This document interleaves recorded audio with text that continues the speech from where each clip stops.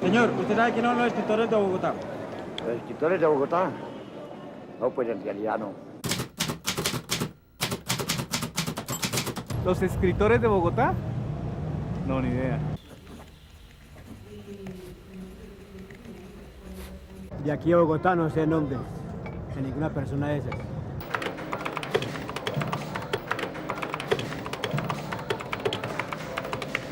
Pues no, señor. No sé nada. De Bogotá, sí, hermanos Ciniegas. Usted, Calibán, se murió.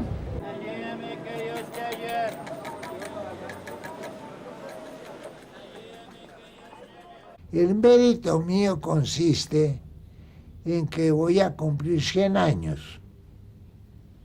Y entonces yo he vivido la quinta parte de los 500 que tiene Colombia y que tiene América.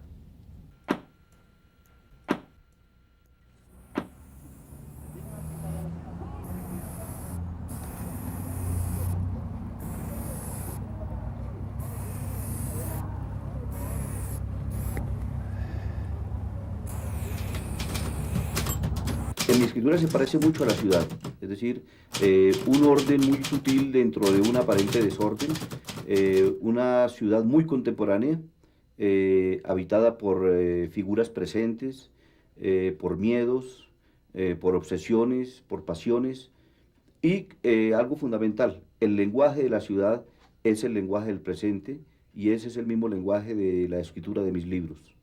Mi oficio es desempeñar el cargo de prestar el servicio a todo el público colombiano que venga a que le haga sus cartas, sus documentos, sus declaracioncitas de renta, predial, en fin, y todo lo relacionado con la oficina. Necesariamente, si uno quiere escribir sobre una ciudad, tiene que reinventarla, porque si se pusiera a escribir sobre las realidades, tendría que escribir un libro de 50.000 páginas. No, en realidad lo que uno tiene que segmentar la ciudad y luego, con base en ese magnificar ese segmento para reinventar con base en él la ciudad. A mí no me enloquece Bogotá, simplemente el título del libro es por el rechazo que sentí un largo tiempo de la comunidad ante el ñero y del ñero ante la comunidad. Bienvenidos a la Fábrica Nacional de Discursos, única en el mundo. Y tenía que ser única en el mundo porque yo como paisa, pues, gerente de una fábrica. Ahora, como no me llamaban a gerenciar a Coltejer ni a Fabricato ni a la Colombiana de Tabaco, pues fundé mi fábrica y aquí estoy de gerente. Sí, señor. Realmente la ciudad nosotros no la tomamos en sí como a veces la describimos, sino como nos toca. Nos toca aceptarla tal y como es y tratar de transformarla en lo mínimo. Por ejemplo, este pedazo seguramente fue usado para armar un bareto más.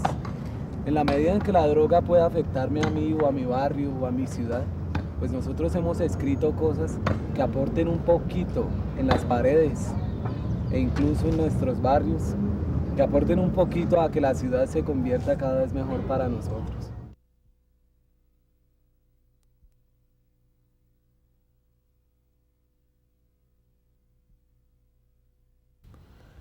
Bueno, desde luego es la capital, punto. Soto Borda tiene una novela que empieza de esta manera, ¿no? Serían las 6:30 de la tarde cuando en el reloj de la catedral daban las 6. Y eso es así. Bogotá tenía ese retardo donde está un poco la gracia y está la manera de ser de Bogotá, ¿no? Bogotá tiene para nosotros el encanto de ser un poco retardada, de ser un poco, de recoger las cosas y retenerlas y madurarlas, ¿no? Pero desde el punto de vista literario, Bogotá es una especie de resumidero de las cosas, ¿no? El Carnero, por ejemplo, da la medida de las cosas, ¿no? En el Carnero empieza porque se reúnen en Bogotá un tipo que viene de Santa Marta, otro que viene de Venezuela y otro que viene de Quito. Y de ahí resulta la unidad colombiana. El acierto de Quesada estuvo en no fundar la capital en la costa, sino traerla a lo más adentro que pudo de Colombia, es decir, en la tercera cordillera del interior. Dicen que Bogotá es una ciudad chismosa, que es una ciudad fría, pero eso es completamente cierto. De todas formas, parte de la grandeza de la literatura radica en los chismes, en las infidencias, en los líos políticos, en los crímenes. Y nosotros desde el comienzo de la historia hemos tenido afortunadamente bastantes experiencias en ese sentido. A mí me parece que cuando el Carnero narra los crímenes de Bogotá, los delitos políticos, la corrupción, o por ejemplo los delitos sexuales, los adulterios de Inés de Hinojosa en Tunja, nos está contando una historia realmente extraordinaria. En ese sentido, el papel femenino de Bogotá me sigue pareciendo extraordinario, porque Bogotá y Tunja prácticamente han sido lo mismo. Bogotá es una ciudad muy fea y muy triste. Somos feos sus habitantes, son feas sus calles, no tiene avenidas, no tiene parques, no tiene árboles, el aire es gris, todo su ambiente es tristísimo. Además, si usted se fija, es una ciudad que no tiene amaneceres. En Bogotá nunca amanece, porque el sol, cuando empieza a salir, está siempre ocultado por los cerros. Ya cuando lo vemos, ya ha amanecido hace mucho tiempo. Como digo, es una ciudad fea y triste. Sin embargo, yo he aprendido a querer esa fealdad de Bogotá, a apreciarla. Ese clima frío, ese clima triste, ese aire triste de todos nosotros los bogotanos. Yo he aprendido, y me costó mucho trabajo, he aprendido a quererlo y a gozarlo, tanto que ya me costaría trabajo vivir en cualquier otra parte. Bogotá para mí simplemente es mi casa, mi hogar, y es el lugar donde llega la musa. Eso es Bogotá para mí. Bogotá es una ciudad para mí muy importante. Su cultura, sus gentes, todos en un vaivén de elocuencia y de gracias al alrededor han superado lo que en otra hora no era Bogotá. Hoy Bogotá es la Atenas suramericana, donde el esguince, la palabra, el eco de la voz, el escribir de sus gentes, el buen decir y el buen trato han hecho para Colombia la Atenas suramericana que es Bogotá. Bogotá es el centro de un país que dice ser no centralista. Sí, Bogotá es muy leguleya. La gente de Bogotá desgraciadamente no tiene sentido del cumplimiento. Los cheques sin fondo circulan por todas partes. Una persona le dice a otra, hombre, recuerda que la cita es a las 9 para que cuando yo llegue a las 10 no me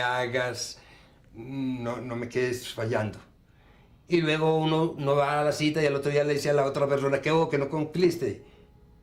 Y el otro le va a decir, no, hombre, que con este embolate no pude. Aquí nadie cumple, ¿no? Solo años, y eso por la fuerza del calendario, si no, nadie los cumpliría tampoco. Para mí, Bogotá es una urbe atrofiada, donde hay limitaciones, donde todo está delimitado. Y si cada barrio es diferente y con una forma de subsistir diferente, y vive el que es más fuerte.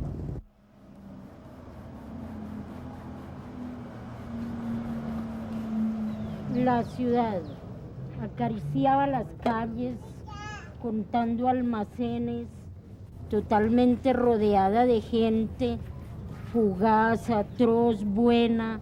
Veía gente negra, amarilla, blanca. Yo era chica linda nena, me atreví a dormir en ella, en las calles de la ciudad. Mojaba los labios con rocío, visitaba un poco de cigarrillo. Veía a los amigos de otros que hablaban y reían, pero nunca me atreví a decir silencio. Despertaba con frío, acariciaba las calles, decía, qué suerte me condena, donde veo mis ruinas pasajeras. Era la calle de la ciudad. Vacaciones no he tenido, pues la calle alguien destruyó la fantasía de la ciudad. Unos despiertan asustados, otros despiertan apuñaleados. Ya se ha ido el sueño de la ciudad. Yo creo que no vale la pena ver gente en la ciudad mojando los labios con rocío, oliendo un poco de cigarrillo, viendo el cielo con aviones, los pies con zapatillas, oyendo aquella voz. No regreso a la ciudad.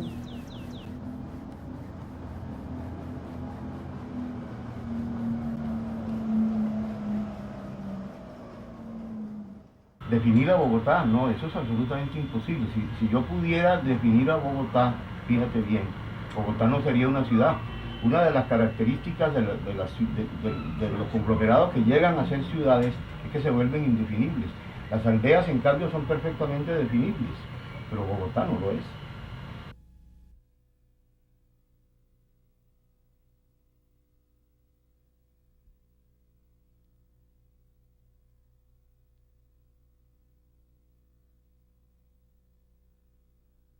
Para mí es una ciudad que inspira poesía, inspira crónicas todos los días. Es una película diaria donde lo más asombroso, lo más insólito y lo más vital, de alguna manera, forma parte de nuestro credo diario, como habitantes de la ciudad. Es lo que a la gente le gusta de pronto percatarse, y de todas maneras es una forma también de chismografiar qué fue lo que sucedió ayer, por ejemplo, en la ciudad, a quién mataron, cuál fue el muerto de primera página, qué fue lo que sucedió también en la plaza de mercado, por qué sacaron a los vendedores ambulantes de Chapinero, etcétera, etcétera. ¿Qué pasa con la vida? Una gran historia voy a relatar. Un barrio pobre de la capital. Dos muchachos como los demás, con muchos sueños y ganas de estar. Siempre con su familia, con bienestar, que no falte nada en su pobre hogar. La vida le ha enseñado a no llorar, que si falta algo que no hay vital. Desde muy pequeño, muy bien, tú andabas en encuentros culturales de primero estaban. Tras tu labor lo felicitaban. Muchos éxitos pronosticaban. Hasta el tiempo él se daba cuenta cómo se ahogaban su pobreza, miseria absoluta, allí se vivía. Mendrugos de pan allí se comía. Su madre tirada en una cama con cáncer de seno se quejaba. Su padre borracho se la pasaba y si el muchacho reaccionaba con violencia reaccionaba. Dejó sus amigos, dejó la escuela, cambió sus sueños de ser estrella. Por aquel tiempo quiso buscar una salida para progresar. En este barrio la vida es dura, te pega, es una locura. Más con drogas, emprender la huida, que te atrapa, que te maten pura, que te maten pura, que te maten pura. Centro de Bogotá, después de las 10 de la noche, 24, de la 24 con Caracas hasta la 24 con 19, donde se desarrolla un episodio cinematográfico en sí, que es el mundo de los travestis, de esos seres que salen como murciélagos por la noche a rebuscar el pan de cada día, o a buscar el pan de cada día. Entre ese mundo también está infiltrado el ambiente de la droga, el ambiente del rufián, el borracho o el ebrio, la persona ebria, desubicada, que de pronto cae allí en ese foco. Bogotá, tierra de la prisa, tierra del agite, de paredes, de paredones, de muros, de murallas, de huecos, espacio para todos, pero tierra de nadie, donde todos dicen mucho, pero nadie dice nada. Graffiti, graffiti es igual a graffiti, G igual a musa M sobre una superficie cualquiera. La pared como el papel, todo lo resiste. La pared como el papel, todo lo resiste. Toda superficie es susceptible de ser escenificada con un acto grafititante. Una servilleta, una pared, un aviso, un cartel. Esa es la ciudad del cartel, el cartel del graffiti. Textos que todos vemos pero que ninguno lee. Esa es la ciudad, esa es Bogotá. 2.700 metros de despelote, Mazamorra, Ajiaco, Mercado de las Pulgas, Calle Real, las ollas, los jíbaros, las violaciones en las estaciones de policía, los parques, el espacio público. Bogotá, siempre Bogotá.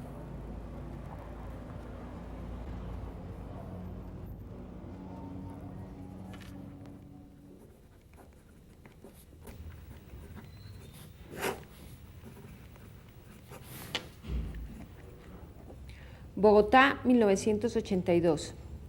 Nadie mira a nadie de frente. De norte a sur la desconfianza, el recelo, entre sonrisas y cuidadas cortesías. Turbios el aire y el miedo en todos los zaguanes y ascensores, en las camas.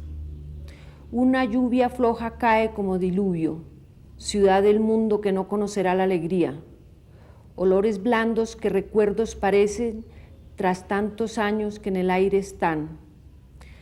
Ciudad a medio hacer, siempre a punto de parecerse a algo, como una muchacha que comienza a menstruar, precaria, sin belleza alguna. Patios decimonónicos con geranios, donde ancianas señoras todavía sirven chocolate.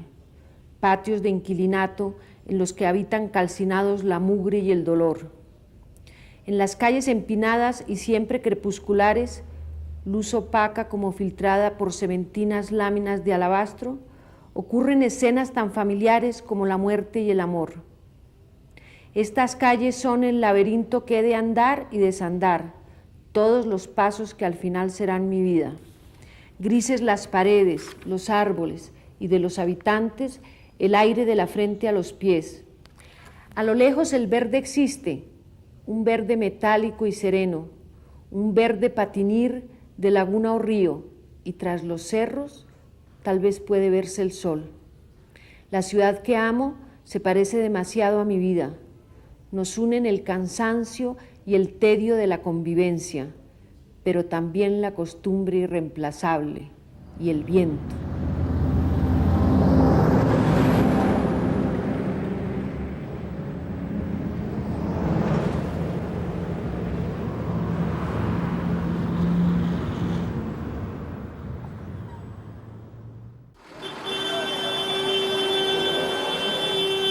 Pues sí, en realidad de verdad todo lo que he hecho en las tiras y ha sido una crónica del aspecto bogotano de de la gaminería y de las personas de la clase baja, ¿no?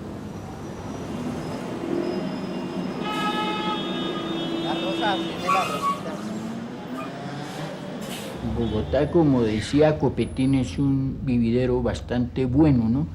Donde se puede hacer lo que uno quiere sin peligro y sobre todo cuando lo que uno hace no son cosas muy correctas. No hay problema, las puede uno hacer. Esta empresa o esta institución, como quiera decirse, funciona hace 22 años y en ella se elabora toda clase de discursos para toda ocasión. Grados, posesiones, bodas, 15 años de la niña de la casa, despedidas, inauguraciones, condecoraciones para congresos, sindicatos, rotarios, representaciones de grupos étnicos, folclóricos, inauguración de olimpiadas, en fin, para todo aquello en lo que podamos prestar una asesoría intelectual en relaciones humanas. O discursos para coronar al rey de los feos en Pereira, al rey de los maridos en Bucaramanga. Discursos de un novio el día de su matrimonio. Sí. Discursos que me tocó hacer recientemente para la castrada de un toro que se pasaba al corral vecino y preñaba a las vacas Holstein, unas vacas muy respetables y de muy buena familia, y este era un toro orejinegro. Entonces el dueño de las vacas Holstein pues compró el toro y lo castró, pero antes mandó a hacer su discurso.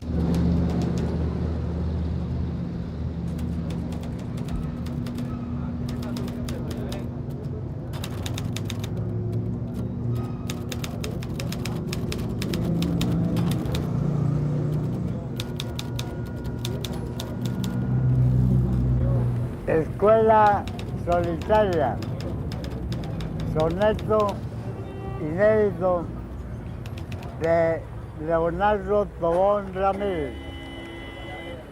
La escuela solitaria me recuerda ese canto monótono y agreste del inocente niño que se enseña a hilvanar su vida de campestre. En el loco va y ven de los recreos, ellos juegan con rítmica alegría y cuando llega el día del paseo no duermen, esperan el día. Llegan las preciadas vacaciones que aguardan con delirio grato para narrarle sus múltiples canciones a los campos floridos que en su pena entonan los gemidos de este canto. Cómo es de triste el silencio de la escuela. La literatura de nuestro país ha sido tradicionalmente identificada con la selva. El caso de la vorágine es clarísimo. Sin embargo, yo pienso más en quienes se inclinan por considerar la ciudad como un nuevo tipo de selva. En mi caso particular, eso es absolutamente cierto, tanto que he dicho con mucha frecuencia que para mí la selva empieza en el Parque Nacional. Cuando se muere de risa García Márquez de Los Lanudos, se le olvida que él empezó en Zipaquirá.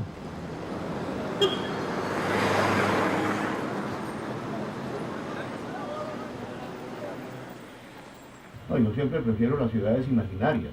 La única ciudad del mundo que es igual en su realidad como en la fantasía que se ha hecho sobre ella es París. Las demás ciudades del mundo se dividen en la imaginaria y la real, y yo siempre prefiero la imaginaria. Que te maten pura, que te maten pura. Como nosotros, digo que vivas muy bien, todito, pero no me amaste bien. Tu negocio era muy sencillo, meter papeletas con un polvillo. Me compraban y lo fumaban, pero había otros que lo inhalaban. Este negocio le interesó. Consigue un plante y dichas compras. Se volvió el jíbaro de aquel lugar y a muchos adictos tuvo que matar. Si tú le compras serios problemas con el Estado. En noviembre de cierta noche, muy trabado, bajó del coche, entró a su casa y sin pensar sacó perica para inhalar. El viejo padre se ofuscó y con violencia se reaccionó. El joven loco, alucinando, sacó un revólver que va apuntando. ¡Pum, pum, pum! Sonaron 3 tiros, su cuerpo cayó tras la noticia, pero un asesino por allí rondó. Un segundo de allí se escapó. Una olla se encuentra notando de la realidad de que se está escapando. La noche cae sobre la calle y un cuervo anuncia que habrá masacre. Las voces ruedan, por el lugar una limpieza se va a efectuar. Uno de los grandes problemas es la violencia callejera que uno se encuentra, al punto de que muchas veces la literatura se convierte como en una especie de espada con la cual uno se defiende. Por ejemplo, esta espada que conseguí yo en Tokio hace unos años y que me llamó la atención porque era la primera espada que yo veía ilustrada, una espada con mensaje. Si conoce uno la cultura oriental, descubre que un sable de estos, que una espada de estas, no es para atacar, sino para defenderse. Entonces, ¿defender qué? Defender la vida y defender el concepto del honor. Yo la tengo aquí en mi biblioteca como una metáfora de lo que significa la literatura. María Amparo, ¿usted cree que se puede vivir de escribir en Bogotá? Pues es difícil vivir de escribir, pero cuando a uno le gusta escribir, es bueno comunicar, porque si uno se ponía a vivir de escribir, le pasa lo del disco, que se lo come el tigre, ¿no es? Escasamente vive, porque el escritor siempre es un hombre pobre. El rico no tiene la idea de ir a escribir un verso. Lo escribimos nosotros, porque sentimos hambre, sentimos ansias de escribir y deseamos de superar nuestro espíritu.